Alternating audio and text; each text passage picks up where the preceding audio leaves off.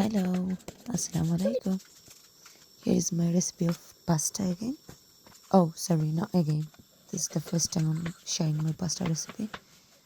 And that's not my recipe, that's my sister's recipe. By the way, I'm making it.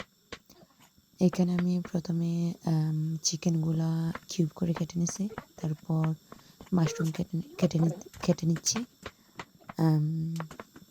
হ্যাঁ, mushroom কেটে নিচ্ছি। আর এটা ছিল brown mushroom. আর এটা একটু পুরাতন হয়ে যাওয়ায় কালো হয়ে গেছে। আর কালো হয়ে যাওয়ায় আমি একটু বয়েল করে পানিটা ফেলে দেব, যাতে আমার পাস্তাটা কালো না হয়ে যায়। আর এখানে আমি পেঁয়াজ, রসুন আর গ্রিন বেল পেপার কেটে নিছি আমার পছন্দ অনুযায়ী।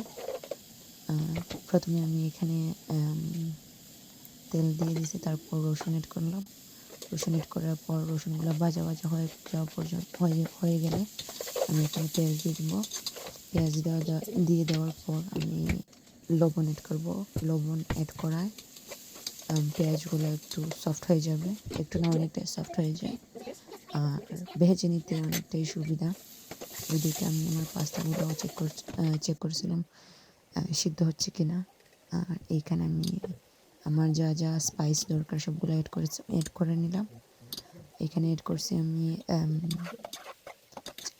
মরিচ গুঁড়া, ধনিয়া গুঁড়া, জিরা গুঁড়া আর একটু কারি পাউডার।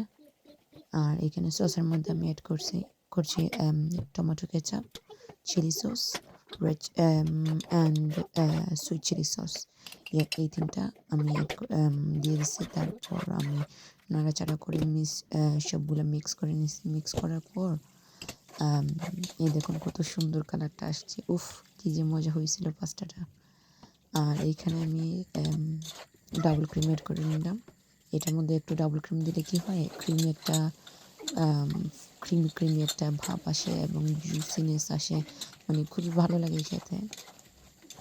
দিয়ে ভালো করে রান্না করে তারপর আমি পাস্তাগুলো অ্যাড করে মিশিয়ে নিব। মিশিয়ে আর একটু রান্না করে ফেললেই শেষ, ডান। It was really nice. You should try it. Bye.